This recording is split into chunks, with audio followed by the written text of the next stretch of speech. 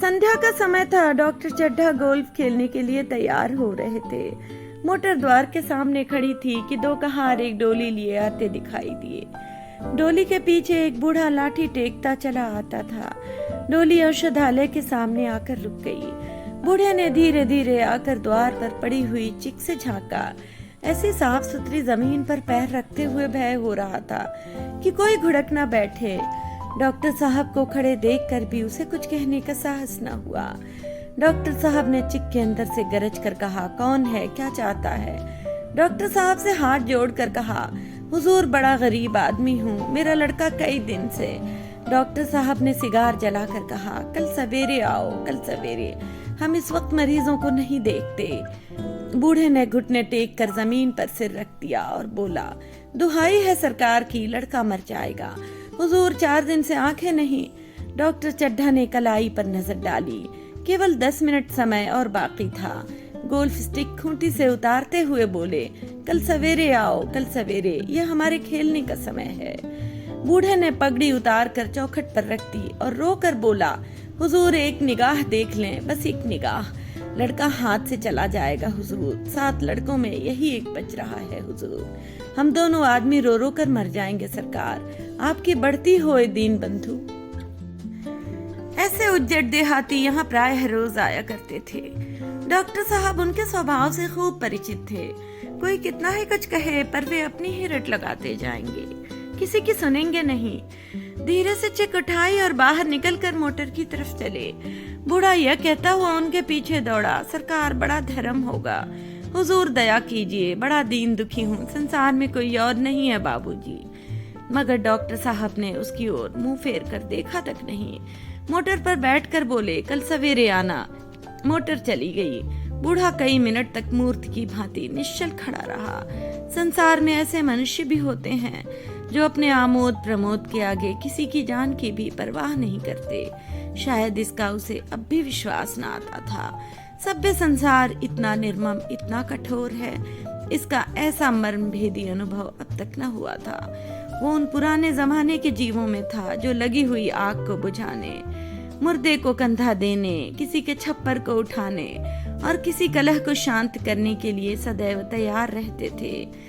जब तक बूढ़े को मोटर दिखाई दी, वो खड़ा टकटकी लगाए उस ओर ताकता रहा। शायद उसे अब भी डॉक्टर साहब के लौट आने की आशा थी। फिर उसने कहारों से डोली उठाने को कहा। डोली जिधर से आई थी उधर ही चली गई। चारों ओर से निराश होकर वो डॉक्टर चड्ढा के पास आया था। इनकी बड़ी तारीफ सुनी थी। यहाँ से निराश होकर फिर वो किसी दूसरे डॉक्टर के पास ना गया। किस्मत ठोक ली। उसी रात उसका हंसता खेलता 7 साल का बालक अपनी बाल लीला समाप्त करके इस संसार से सिधार गया। बूढ़े माँ बाप के जीवन का यही एक आधार था। इसी का मुंह देख कर जीते थे। इस दीपक के बुझते ही जीवन की अंधेरी रात भाए भाए करने लगी। बुढ़ापे की विशाल ममता टूटे हुए हृदय से निकलकर अंधकार आतर स्वर से रोने लगी। कई साल गुजर गए। डॉक्टर चड्ढा ने खूब यश और धन कमाया, लेकिन इसके साथ ही अपने स्वास्थ्य की रक्षा भी की, जो एक साधारण बात थी। यह उनके नियमित जीवन का आशीर्वाद था कि 50 वर्ष की अवस्था में उनकी चुस्ती और फुर्ती युवकों को भी लज्जित करती थी। उनके हर एक काम का समय नियत था। इस नियम से वो जौ भर भी न टलते थे। बहुधा लोग स्वास्थ्य के नियमों का पालन उस समय करते हैं जब रोगी हो जाते हैं। डॉक्टर चड्ढा उपचार और संयम का रहस्य खूब समझते थे। उनकी संतान संध्या भी इसी नियम के अधीन थी। उनके केवल 2 बच्चे हुए, एक लड़का और एक लड़की। तीसरी संतान न हुई, इसलिए श्रीमती चड्ढा भी अभी जवान मालूम होती थी। लड़की का तो विवाह हो चुका था, लड़का कॉलेज में पढ़ता था। वही माता पिता के जीवन का आधार था। शील और विनय का पुतला, बड़ा ही रसिक, बड़ा ही उदार, विद्यालय का गौरव, युवक समाज की शोभा, मुखमंडल से तेज की छटा सी निकलती थी।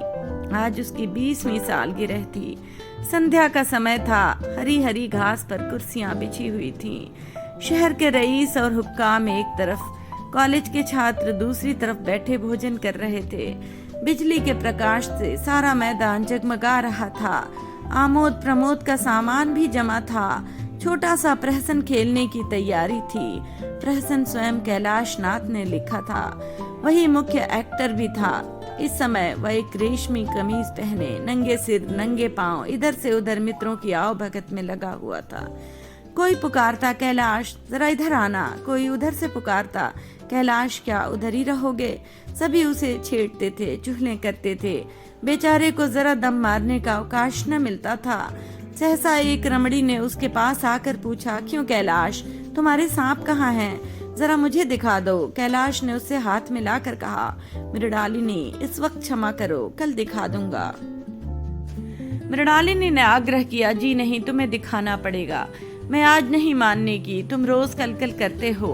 मृणालिनी और कैलाश दोनों सहपाठी थे और एक दूसरे के प्रेम में पगे हुए। कैलाश को सांपों के पालने, खिलाने और नचाने का शौक था। तरह तरह के सांप पाल रखे थे, उनके स्वभाव और चरित्र की परीक्षा करता रहता था। थोड़े दिन हुए उसने विद्यालय में सांपों पर एक मार्के का व्याख्यान दिया था। सांपों को नचाकर दिखाया भी था। प्राणी शास्त्र के बड़े बड़े पंडित भी यह व्याख्यान सुनकर दंग रह गए थे। यह विद्या उसने एक बड़े सपेरे से सीखी थी। सांपों की जड़ी बूटियां जमा करने का उसे मरज था। इतना पता भर मिल जाए कि किसी व्यक्ति के पास कोई अच्छी जड़ी है, फिर उसे चैन न आता था, उसे लेकर ही छोड़ता था। यही व्यसन था। इस पर हजारों रुपए फूंक चुका था। मृणालिनी कई बार आ चुकी थी, पर कभी सांपों को देखने के लिए इतनी उत्सुक न हुई थी। कह नहीं सकते, आज उसकी उत्सुकता सचमुच जाग गई थी, या वह कैलाश पर अपने अधिकार का प्रदर्शन करना चाहती थी। पर उसका आग्रह बेमौका था। उस कोठरी में कितनी भीड़ लग जाएगी, भीड़ को देखकर सांप कितने चौंकेंगे, और रात के समय उन्हें छेड़ा जाना कितना बुरा लगेगा। इन बातों का उसे जरा भी ध्यान न आया। कैलाश ने कहा, नहीं, कल जरूर दिखा दूंगा, इस वक्त अच्छी तरह दिखा भी तो नहीं सकूंगा, कमरे में तिल रखने को भी जगह ना मिलेगी। एक महाशय ने छेड़ कर कहा, दिखा क्यों नहीं देते, जरा सी बात के लिए इतना टाल मटोल कर रहे हो। मिस गोविंद, हरगिज न मानना, देखें कैसे नहीं दिखाते। दूसरे महाशय ने और रद्दा चढ़ाया, मिस गोविंद इतनी सीधी और भोली हैं, तभी आप इतना मिजाज करते हैं। दूसरी सुंदरी होती तो इसी बात पर बिगड़ खड़ी होती। तीसरे साहब ने मजाक उड़ाया, अजी बोलना छोड़ देती, भला कोई बात है। इस पर आपका दावा है कि मृणालिनी के लिए जान हाजिर है। मृणालिनी ने देखा कि ये शोहदे उसे रंग पर चढ़ा रहे हैं, तो बोली, आप लोग मेरी वकालत ना करें, मैं खुद अपनी वकालत कर लूंगी। मैं इस वक्त सांपों का तमाशा नहीं देखना चाहती, चलो छुट्टी हुई। इस पर मित्रों ने ठट्ठा लगाया। एक साहब बोले, देखना तो आप सब कुछ चाहें, पर दिखाए भी तो। कैलाश को मृणालिनी की झेपी हुई सूरत को देखकर मालूम हुआ कि इस वक्त उसका इनकार वास्तव में उसे बुरा लगा है। यूं ही प्रीति भोज समाप्त हुआ और गाना शुरू हुआ। उसने मृणालिनी और अन्य मित्रों को सांपों के दरबे के सामने ले जाकर महुअर बजाना शुरू किया।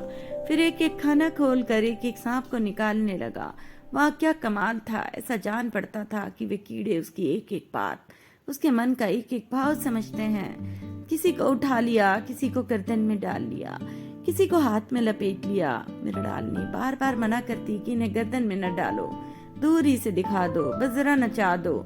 कैलाश की गर्दन में सांपों को लिपटते देखकर उसकी जान निकली जाती थी। पछता रही थी कि मैंने व्यर्थ ही इनसे सांप दिखाने को कहा, मगर कैलाश एक न सुनता था। प्रेमिका के सम्मुख अपने सर्प कला प्रदर्शन का ऐसा अवसर पाकर वो कब चूकता। एक मित्र ने टीका की, दांत तोड़ डाले होंगे। कैलाश हंसकर बोला, दांत तोड़ डालना मदारियों का काम है, किसी के दांत नहीं तोड़े गए, कहिए तो दिखा दूं। कहकर उसने एक काले सांप को पकड़ लिया और बोला, मेरे पास इससे बड़ा और जहरीला सांप दूसरा नहीं है। अगर किसी को काट ले तो आदमी आनन फानन में मर जाए, लहर भी ना आए। इसके काटे पर मंत्र नहीं, इसके दांत दिखा दूं। मृणालिनी ने उसका हाथ पकड़कर कहा, नहीं नहीं कैलाश, ईश्वर के लिए इसे छोड़ दो, तुम्हारे पैरों पड़ती हूँ। इस पर एक दूसरे मित्र बोले, मुझे तो विश्वास नहीं आता, लेकिन तुम कहते हो तो मान लूंगा। कैलाश ने सांप की गर्दन पकड़कर कहा, नहीं साहब, आप आंखों से देखकर मानिए, दांत तोड़कर वश में किया तो क्या, सांप बड़ा समझदार होता है। अगर उसे विश्वास हो जाए कि इस आदमी से मुझे कोई हानि ना पहुंचेगी, तो वो उसे हरगिज न काटेगा। मृणालिनी ने जब देखा कि कैलाश पर इस वक्त भूत सवार है, तो उसने यह तमाशा न करने के विचार से कहा, अच्छा भाई, अब यहाँ से चलो, देखो गाना शुरू हो गया है, आज मैं भी कोई चीज सुनाऊंगी। ये कहते हुए उसने कैलाश का कंधा पकड़कर चलने का इशारा किया और कमरे से निकल गई। मगर कैलाश विरोधियों का शंका का समाधान करके ही दम लेना चाहता था। उसने सांप की गर्दन पकड़कर जोर से दबाई, इतनी जोर से दबाई कि उसका मुंह लाल हो गया, देह की सारी नसें तन गईं। सांप ने अब तक उसके हाथों ऐसा व्यवहार न देखा था। उसकी समझ में न आता था कि ये मुझसे क्या चाहते हैं। उसे शायद भ्रम हुआ कि मुझे मार डालना चाहते हैं, अतएव वह आत्मरक्षा के लिए तैयार हो गया। कैलाश ने उसकी गर्दन खूब दबाकर मुंह खोल दिया और उसके जहरीले दांत दिखाते हुए बोला, जिन सज्जनों को शक हो आकर देख लें, आया विश्वास या अब भी कुछ शक है। मित्रों ने आकर उसके दांत देखे और चकित हो गए। प्रत्यक्ष प्रमाण के सामने संदेह को स्थान कहाँ। मित्रों का शंका निवारण करके कैलाश ने सांप की गर्दन ढीली कर दी और उसे जमीन पर रखना चाहा, पर वह काला गेहूं क्रोध से पागल हो रहा था। गर्दन नरम पड़ते ही उसने सिर उठाकर कैलाश की उंगली में जोर से काटा और वहां से भागा। कैलाश की उंगली से टप टप खून टपकने लगा। उसने जोर से उंगली दबा ली और अपने कमरे की तरफ दौड़ा। वहां मेज की दराज में एक जड़ी रखी हुई थी, जिसे पीस कर लगा देने से घातक विष भी रफू हो जाता था। मित्रों में हलचल पड़ गई। बाहर महफिल में भी खबर हुई। डॉक्टर साहब घबरा कर दौड़े। फौरन उंगली की जड़ कसकर बांधी गई और जड़ी पीसने के लिए दी गई। डॉक्टर साहब जड़ी के कायल न थे। वो उंगली का डसा भाग नश्तर से काट देना चाहते थे, मगर कैलाश को जड़ी पर पूर्ण विश्वास था। मृणालिनी पियानो पर बैठी हुई थी।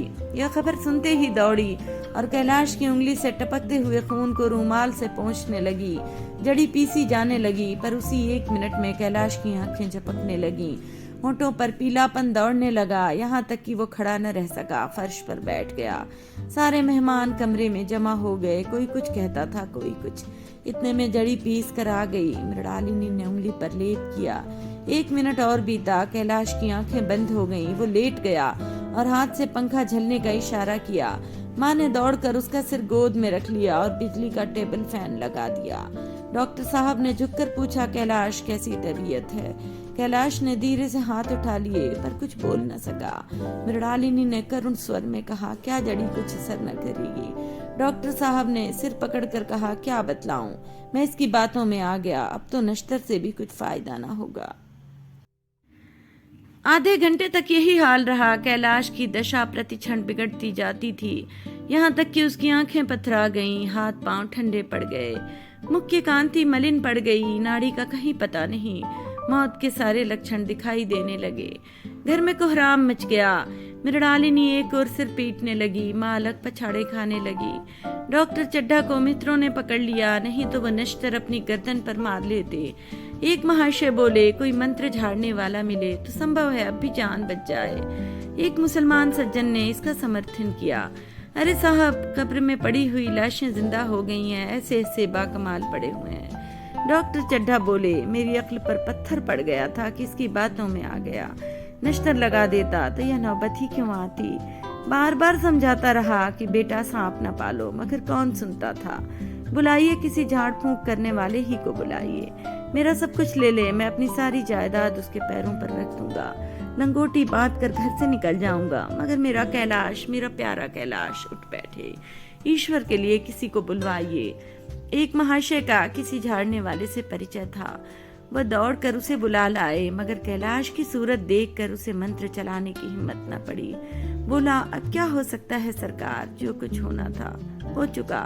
अरे मूर्ख, ये क्यों नहीं कहता कि जो कुछ होना था वो नहीं हुआ। माँ बाप ने बेटे का सेहरा कहाँ देखा। मृणालिनी का कामना तरु क्या पल्लव और पुष्प से रंजित हो उठा। मन के वह स्वर्ण सपने जिनसे जीवन आनंद का स्रोत बना हुआ था, क्या पूरे हो गए। जीवन के नृत्यमय तारिका मंडित सागर में आमोद की बहार लूटते हुए क्या उनकी नौका जलमग्न नहीं हो गई। जो ना होना था वो हो गया। वही हरा भरा मैदान था, वही सुनहरी चांदनी एक निशब्द संगीत की भांति प्रकृति पर छाई हुई थी। वही मित्र समाज था, वही मनोरंजन के सामान थे, मगर जहाँ हास्य की ध्वनि थी वहाँ करुण क्रंदन और अश्रु प्रवाह था। शहर से कई मील दूर एक छोटे से घर में एक बूढ़ा और बुढ़िया अंगीठी के सामने जाड़े की रात काट रहे थे। बूढ़ा नारियल पीता और बीच बीच में खांसता था। बुढ़िया दोनों घुटनियों में सिर डाले आग की ओर ताक रही थी। एक मिट्टी के तेल की कुप्पी ताक पर जल रही थी। घर में न चारपाई थी न बिछौना, एक किनारे थोड़ी सी पुआल पड़ी थी। इसी कोठरी में एक चूल्हा था। बुढ़िया दिन भर उपले और सूखी लकड़ियां बटोरती थी। बूढ़ा रस्सी बटकर बाजार में बेच आता था। यही उनकी जीविका थी। उन्हें किसी ने ना रोते देखा न हंसते। उनका सारा समय जीवित रहने में कट जाता था। मौत द्वार पर खड़ी थी, रोने या हंसने की कहाँ फुर्सत। बुढ़िया ने पूछा, कल के लिए सन तो है नहीं, काम क्या करोगे? जाकर झगड़ू साहू से 10 सेर सन उधार लाऊंगा।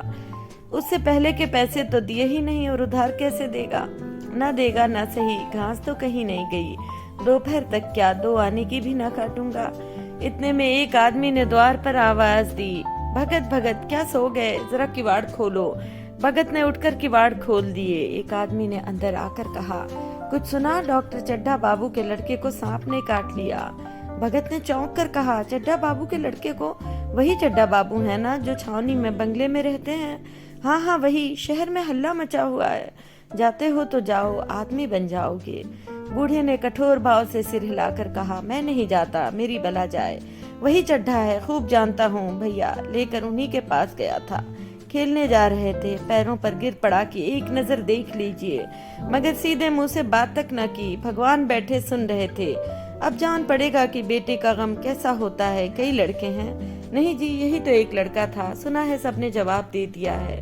भगवान बड़ा कारसाज है। उस वक्त मेरी आंखों से आंसू निकल पड़े थे, पर उन्हें तनिक भी दया ना आई थी।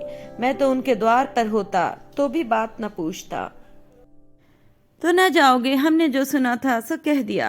अच्छा किया, कलेजा ठंडा हो गया, आंखें ठंडी हो गईं, लड़का भी ठंडा हो गया होगा। तुम जाओ, आज चैन की नींद सोऊंगा। बुढ़िया से, जरा तंबाकू ले ले, एक चिलम और पीऊंगा। अब मालूम होगा लाला को, सारी साहबी निकल जाएगी। हमारा क्या बिगड़ा? लड़के के मर जाने से कुछ राज तो नहीं चला गया? जहाँ 6 बच्चे गए थे वहाँ एक और चला गया। तुम्हारा तो राज सोना हो जाएगा। उसी के वास्ते सबका गला दबा दबा कर जोड़ा था ना। अब क्या करोगे? एक बार देखने जाऊंगा, पर कुछ दिन बाद मिजाज का हाल पूछूंगा। आदमी चला गया। भगत ने किवाड़ बंद कर लिए, तब चिलम पर तंबाकू रखकर पीने लगा। बुढ़िया ने कहा, इतनी रात गए जाड़े पाले में कौन जाएगा? अरे दोपहर ही होता तो मैं न जाता।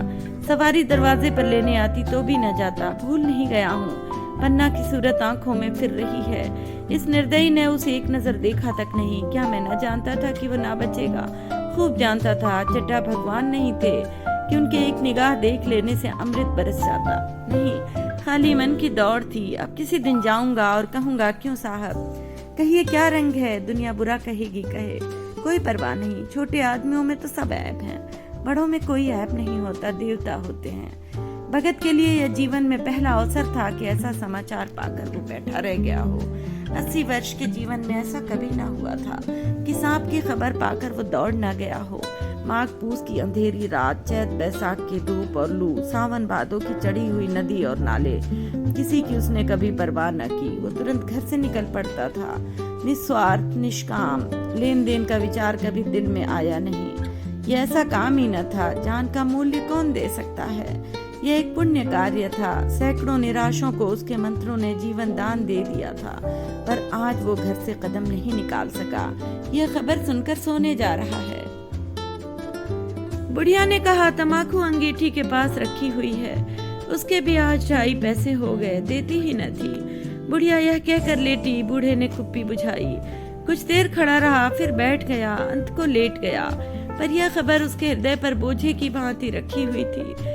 उसे मालूम हो रहा था उसकी कोई चीज खो गई है, जैसे सारे कपड़े गीले हो गए हैं, या पैरों में कीचड़ लगा हुआ है, जैसे कोई उसके मन में बैठा हुआ उसे घर से निकालने के लिए कुरेद रहा है। बुढ़िया जरा देर में खर्राटे लेने लगी। बूढ़े बातें करते करते सोते हैं और जरा सा खट होते ही जागते हैं। तब भगत उठा, अपनी लकड़ी उठा ली और धीरे से किवाड़ खोले। बुढ़िया ने पूछा, कहाँ जाते हो? कहीं नहीं, देखता था कि कितनी रात है। अभी बहुत रात है, सो जाओ, नींद नहीं आती। नींद काहे आवेगी? मन तो चड्ढा के घर पर लगा हुआ है। चड्ढा ने मेरे साथ कौन सी नेकी कर दी है जो वहां जाऊं? वो आकर पैरों पड़े तो भी न जाऊं। उठे तो तुम इसी इरादे से ही। नहीं री, ऐसा पागल नहीं हूँ कि जो मुझे कांटे बोए उसके लिए फूल बोता फिरूं। बुढ़िया फिर सो गई। भगत ने किवाड़ लगा दिए, फिर आकर बैठा, पर उसके मन की कुछ ऐसी दशा थी जो बाजे की आवाज कान में पड़ते ही उपदेश सुनने वाले की होती है। आंखें चाहे उपदेशक की ओर हो, पर कान बाजे की ओर ही होते हैं। दिल में भी बाजे की ध्वनि गूंजती रहती है। शर्म के मारे जगह से नहीं उठता। निर्दयी प्रतिघात का भाव भगत के लिए उपदेशक था। वह हृदय उस अभागे युवक की ओर था जो इस समय मर रहा था, जिसके लिए एक एक पल का विलंब घातक था। उसने फिर किवाड़ खोले, इतने धीरे से कि बुढ़िया को खबर भी ना हुई। बाहर निकल आया। उसी वक्त गांव का चौकीदार गश्त लगा रहा था। बोला, कैसे उठे भगत? आज तो बड़ी सर्दी है, कहीं जा रहे हो क्या?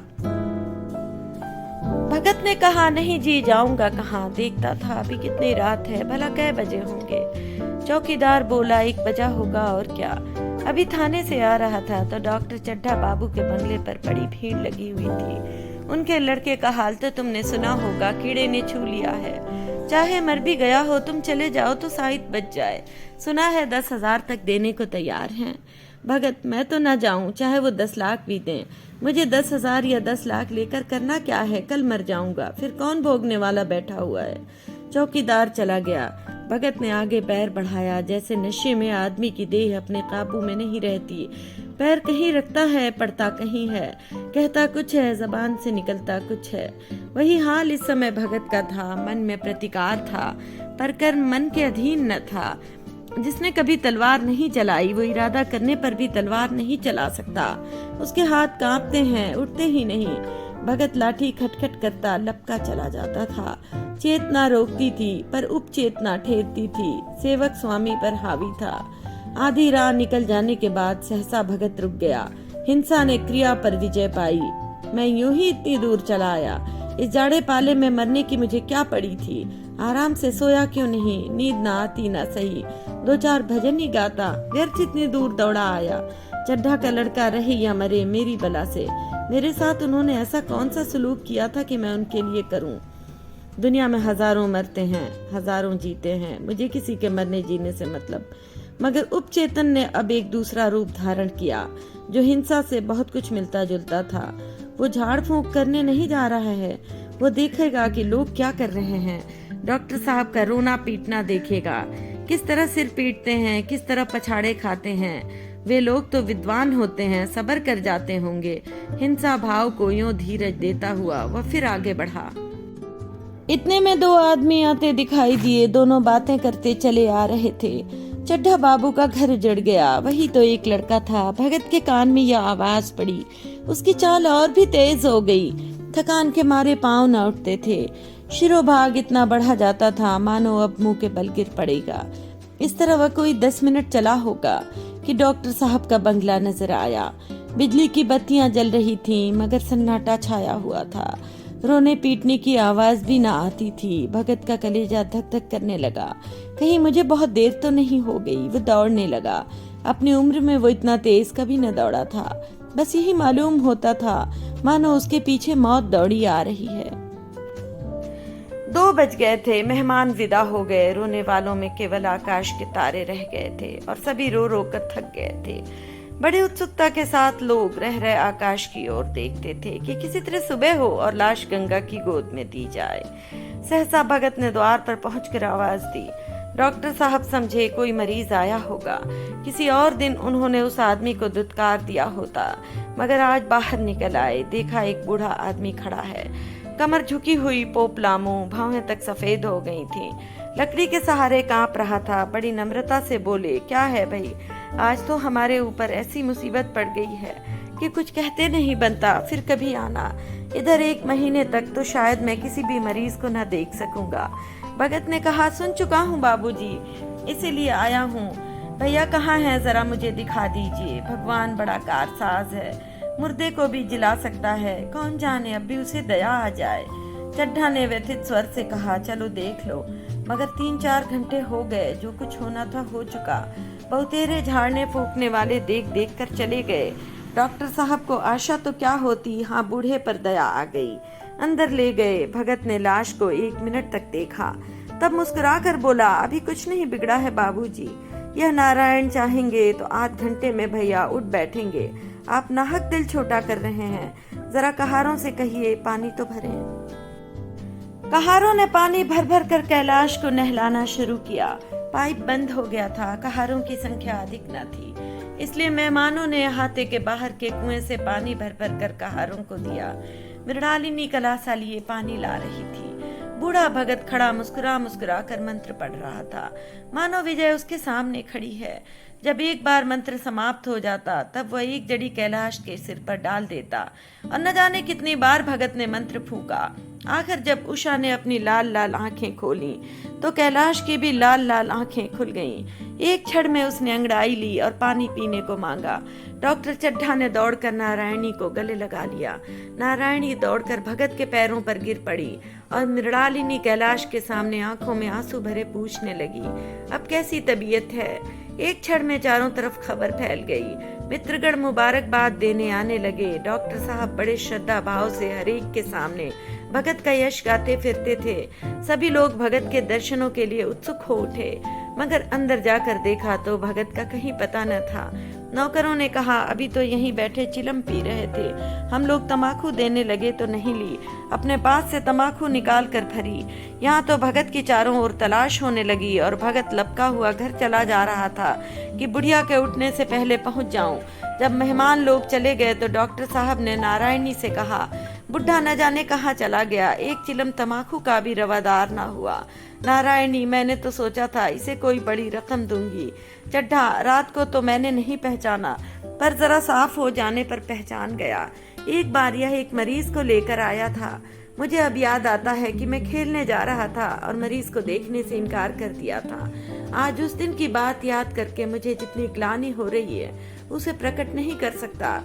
मैं उसे अब खोज निकालूंगा और उसके पैरों पर गिरकर अपना अपराध क्षमा कराऊंगा। वह कुछ लेगा नहीं, यह जानता हूँ। उसका जन्म यश की वर्षा करने के लिए ही हुआ है। उसकी सज्जनता ने मुझे ऐसा आदर्श दिखा दिया है जो अब से जीवन पर्यंत मेरे सामने रहेगा।